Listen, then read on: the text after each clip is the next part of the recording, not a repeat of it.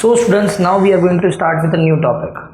We are going to understand another market structure which is monopolistic competition. Till now we have completed perfect competition and monopoly. Now we are going to start with a new market structure, monopolistic competition. This type of market structure was actually being found by Professor E.H. Chamberlain, that is Edward Chamberlain. उन्होंने ये चीज़ एक book में बताई थी, theory of monopolistic competition, published in 1933. सो ये book के अंदर उन्होंने मोनोपोलिस्टिक कंपटीशन के मार्केट स्ट्रक्चर के बारे में एक्सप्लेनेशन दिया. Now what is actually a monopolistic competition? वो मिक्सचर है मोनोपोली का और कंपटीशन का. कैसे? देखो, तुम लोग अगर इंडिया की सोप मेकिंग कंपनी देखोगे तो तुम उसके अंदर एक इंटरेस्टिंग थिंग नोटिस करो. ये नोटिस करोगे कि हर कंपनी जो सोप बना रही है वो अपने प्रोडक्ट में कुछ ना कुछ अलग बताने की कोशिश करती है. जैसे कि let's just take an example of Lux. Lux अपने सोप के अंदर ब्यूटी का फैक्टर बताने की कोशिश करता है. If you take an example of Dettol, Dettol डेटॉल अपने प्रोडक्ट के अंदर एंटीसेप्टिक मीन्स जर्म्स को मारने वाले पॉइंट ऑफ व्यू के हिसाब से वो लोग सोप बना रहे. There is one more company called as Liril जो फ्रेशनेस पे टारगेट कर रही है. There is one more company called as Hamam जो आयुर्वेदिक कॉन्सेप्ट पे अपने प्रोडक्ट को बेच रही है. अभी ये सारी कंपनीज अपने प्रोडक्ट को बेच रही है, तो इसमें इंटरेस्टिंग क्या है? देखो मैं बताता हूँ.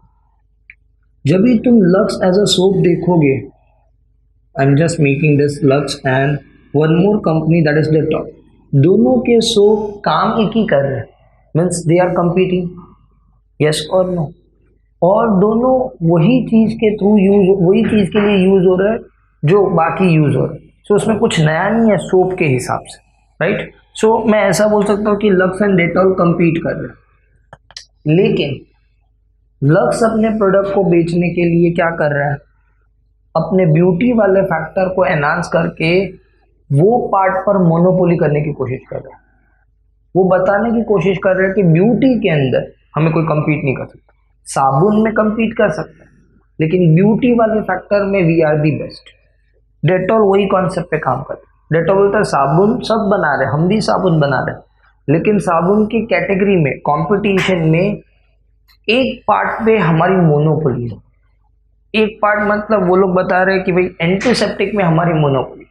Same thing you can take the example of Dove. Dove company अपने साबुन को बेचती है, तो वो हर बार ऐड के अंदर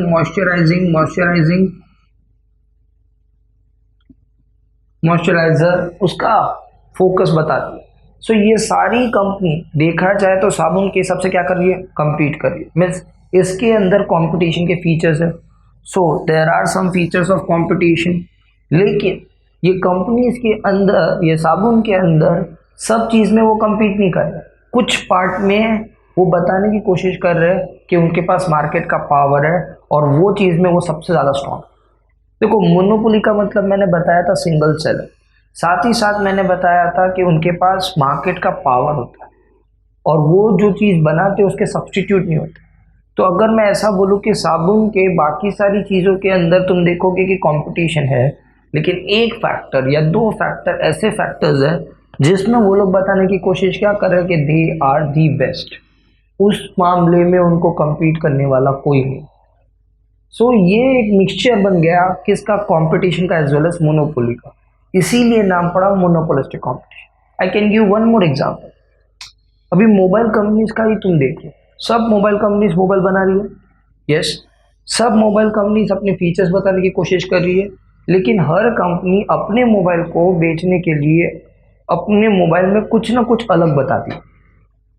अभी तो नियर बाय सारी कंपनी सेम तरह के ही मोबाइल बना रही है, लेकिन पहले ऐसा होता था कि जब स्क्रीन की बात आती थी तो स्क्रीन के मामले में सब लोग बोलते थे सैमसंग को कोई compete नहीं कर सकता, बिकॉज उसका स्क्रीन का जो डिस्प्ले है वैसा डिस्प्ले और कोई दे नहीं पा रहा था. बाकी सब कुछ सेम है, मतलब डिस्प्ले में उनकी मोनोपोली है, ओवरऑल मोबाइल compete कर. Same thing the company called as Oppo.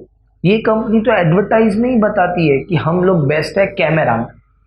वो बात अलग है कि जब हम कंपेयर करते हैं हायर प्रोफाइल मोबाइल के साथ तो उनके कैमरास उतने स्ट्रांग नहीं होंगे. Still point what I am trying to say कि कंपनीज अपने प्रोडक्ट को बेचते समय कुछ ना कुछ एक्स्ट्रा बताती है और कहने की कोशिश करती है we are the best in this part. पूरे मोबाइल में हम लोग स्ट्रॉन्ग भले ना हो, लेकिन ये पार्ट अगर तुम्हें चाहिए तो ये पार्ट में हम बेस्ट सर्विस देते हैं, और इस मामले में हमारी मोनोपोली है जो दूसरों के पास नहीं है।